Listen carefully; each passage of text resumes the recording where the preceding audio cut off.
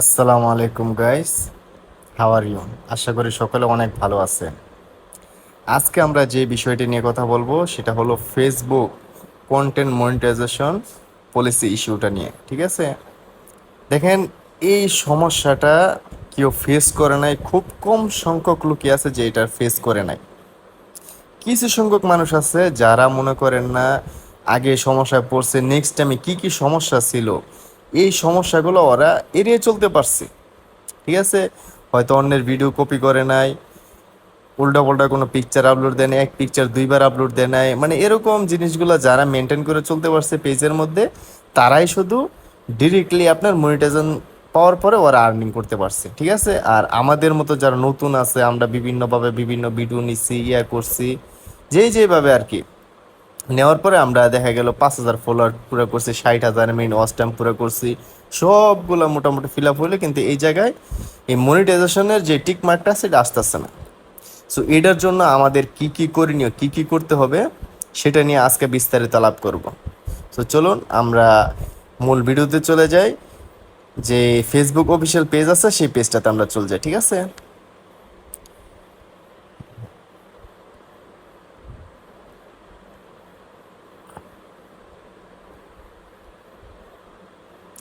ওকে, আমরা চলে আসলাম আমাদের ফেসবুক মূল পেজে।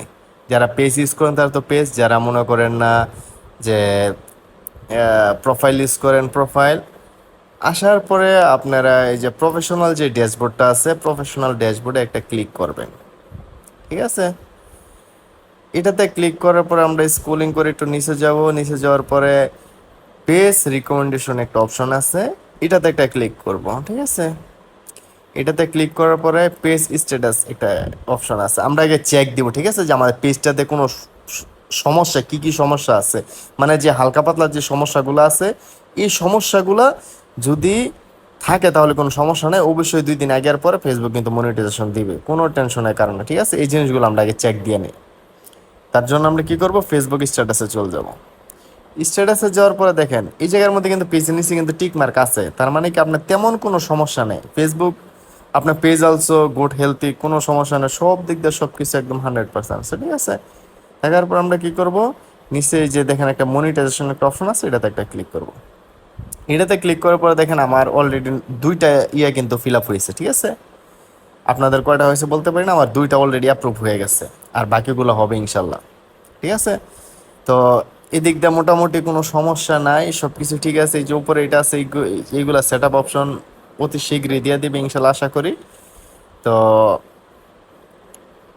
একটু ভিতরে যাই, আমরা ভিতরে যাওয়ার পরে কি করব, আমরা আহ, যে ফেসবুক সেটিংসটা আছে সেই সেটিংস আমরা চলে যাব। ঠিক আছে, সেটিংসে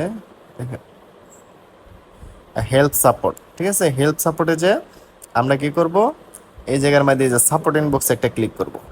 সাপোর্ট ইনবক্সে ক্লিক করার পরে রিপোর্ট অ্যাবাউট আদার্স এটাতে একটা ক্লিক করব।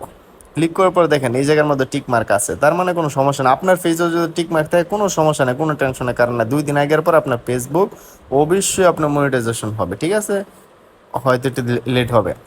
তারপরে নিচে একটা অপশন আছে দেখেন ইউআর অ্যালার্ট, এটাতে একটা ক্লিক করুন। ক্লিক করার পরে দেখবেন এই জায়গার মধ্যে টিক মার্ক আছে, কোনো সমস্যা না। আপনার যদি রেড কালার থাকে তাহলে এটা কিন্তু নিচে কিন্তু হ্যাঁ কিন্তু উল্লেখ করে দেবে কিসের জন্য, কি সমস্যার জন্য, ওইটা খালি শুধু আপনার সলভ করবেন। ভিডিও রিমুভ করার কথা বলতে পারে, বা আপনার কোনো পিকচার থাকলে রিমুভ করতে পারে, বিভিন্ন কপিরাইট থাকলে এইগুলো আপনার অ্যালার্ট করে দিবে আর কি। ঠিক আছে, যদি এইগুলো আপনার ঠিক থাকে তাহলে আপনি নিচে দেখেন এই যে আছে রিপোর্ট এ প্রবলেম, এটাতে একটা ক্লিক করবেন। এটাতে ক্লিক করার পর নিচে স্ক্রলিং করে নিচে যাবেন, কন্টিনিউ টু রিপোর্ট, এটাতে একটা ক্লিক করবেন। এটাতে ক্লিক করার পর এই জায়গায় একটা ক্লিক করবেন। এই জায়গায় ক্লিক করার পর আপনার যদি মনে করেন না ফেসবুক প্রোফাইল থেকে থাকে তাহলে ফেসবুক প্রোফাইলটা এই জায়গা থেকে খুঁজে বার করবেন, যদি পেজ থেকে থাকে তাহলে পেজ, আমারটা যেহেতু পেজ আমি পেজে চলে যাই। ঠিক আছে, ওকে, পেজে আসার পরে দেখেন এই জায়গার মধ্যে আপনার কি বলছে, রিপোর্ট করার কথা বলছে। ঠিক আছে, আপনার সমস্যা থাকতেই পারে, আপনি এটা আপিল করবেন ফেসবুকের কাছে, এটা আপিল করবেন। শুনেন, এটা আপিল করার অনেকে আছে আপনার, হ্যারা কিন্তু স্ক্রিপ্ট লিখে দিতেছে, লেখার পরে অন্যের স্ক্রিপ্টটা আপনি কপি করে করে সেম স্ক্রিপ্টটা আপনি আপলোড দিতেছেন। এটা কিন্তু ফেসবুক কিন্তু খুব ভালো করে বুঝতেছে, অন্যের কিছু কপি করা দরকার না, আপনি নিজের থেকে যতটুকু পারেন সুন্দর করে সাজায় গুছায় লিখবেন, এটি আপনার ফেসবুক পেজে আপনার অ্যাপ্রুভ করবো, ঠিক আছে? অন্যের কিছু কপি করা দরকার নেই, কিছুই কপি করবেন না, দয়া করে এই জিনিসটা ফলো করবেন, ঠিক আছে?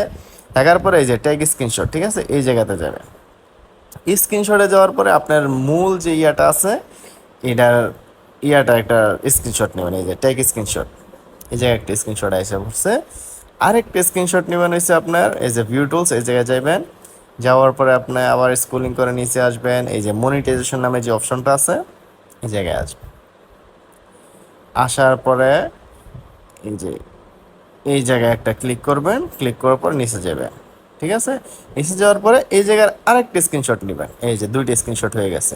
তো এই প্রোফাইলের এই ইয়াতে এই সমস্যাটা আছে, ওরা বুঝে নেবে। আর এটা আপনি যে স্ক্রিপ্টটা লিখবেন, লেখার পরে নিচে আপনার এই ফেসবুক ইয়ার যে লিঙ্কটা আছে না, সেই লিঙ্কটা কপি করে এই জায়গায় দিয়ে এই জায়গায় সেন্ড অপশনে ক্লিক করে দেবেন। দেখবেন 2-3 দিনের ভিতরে আপনার একটা রেজাল্ট দিয়ে দেবে, কি কি সমস্যার কারণে আপনার মনিটাইজেশন হইতেছে না, কি কি সমস্যা আছে, সব কিছু তারা বিস্তারিত আপনার বলে দেবে, ঠিক আছে?